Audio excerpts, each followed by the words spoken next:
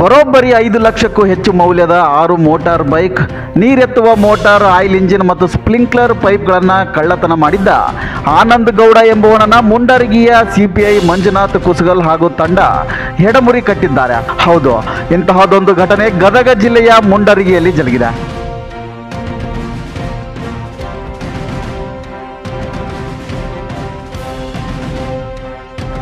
ಕದ್ದ ಬೈಕನ್ನು ಇದು ನನ್ನದೇ ಬೈಕ್, ಮನೆಯಲ್ಲಿ ದುಡ್ಡಿನ ಸಮಸ್ಯೆ ಇದೆ ಎಂದು ಹೇಳಿ ಸೋಗು ಮಾಡುತ್ತಾ ಮರಳಿ ಹಣ ಕೊಟ್ಟು ಬಿಡಿಸಿಕೊಳ್ಳುತ್ತೇನೆಂದು ಹೇಳಿ ಕೇವಲ 5ರಿಂದ 10 ಸಾವಿರಕ್ಕೆ ಬೈಕ್ ನೀಡಿ ಅವರಿಂದ ಹಣ ತೆಗೆದುಕೊಂಡು ಬಚಾವಾಗುತ್ತಿದ್ದ ಗದಗ ತಾಲೂಕಿನ ಕಿರಟಗೇರಿ ಗ್ರಾಮದ ಆನಂದ ಗೌಡ ಅಲಿಯಾಸ್ ಆನಂದ ಉಚ್ಚನಗೌಡರನ್ನ ಪೊಲೀಸ್ ಅಧೀಕ್ಷಕರಾದ BS ನೇಮನಗೌಡ, ಹೆಚ್ಚುವರಿ ಪೊಲೀಸ್ ಅಧೀಕ್ಷಕರಾದ MB ಶಂಕರ್, ಪ್ರಭುಗೌಡ ಕಿರೇದಳ್ಳಿ, DSP ನರಗುಂದ ಉಪವಿಭಾಗ ಮಾರ್ಗದರ್ಶನದಲ್ಲಿ ಬಂಧಿಸಲಾಗಿದೆ.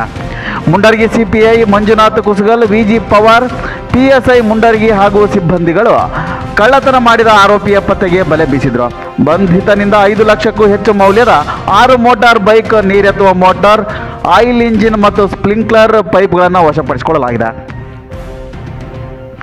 ಇದರ ಜೊತೆಗೆ ರೈತರಿಗೆ ತಲೆನೋವಾಗಿದ್ದ ರೈತ ಉಪಕರಣವನ್ನು ಕದಿಯುತ್ತಿದ್ದ ಮುಂಡರಗಿ ತಾಲೂಕಿನ ಕಲಗೇರಿ ಗ್ರಾಮದ ದಾವಲ್ ಸಾಬ್, ಮಹಬೂಬ್ ಸಾಬ್ ಗುಡ್ಲಾನೂರ್, ಮಲ್ಲಪ್ಪ ದೇವಪ್ಪ ತಳವಾರ ಹರಪನಹಳ್ಳಿಯ ಮಹಬೂಬ್ ಸಾಬ್, ರೈಮನ್ ಸಾಬ್ರನ್ನ ವಶಕ್ಕೆ ಪಡೆದಿದ್ದಾರೆ. ಸದ್ಯ ಮುಂಡರಗಿ ಪೊಲೀಸರಿಗೆ ತಲೆಬಿಸಿಯಾಗಿದ್ದ ಕಳ್ಳರನ್ನ ಎಡಮುರಿ ಕಟ್ಟುವಲ್ಲಿ ಪೊಲೀಸರು ಯಶಸ್ವಿಯಾಗಿದ್ದಾರೆ.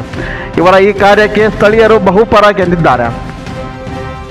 ರಂಗನಾಥ ಕಂದಗಲ್, ಚಿರಾಯುಕರಣ TV, ಮುಂಡರಗಿ.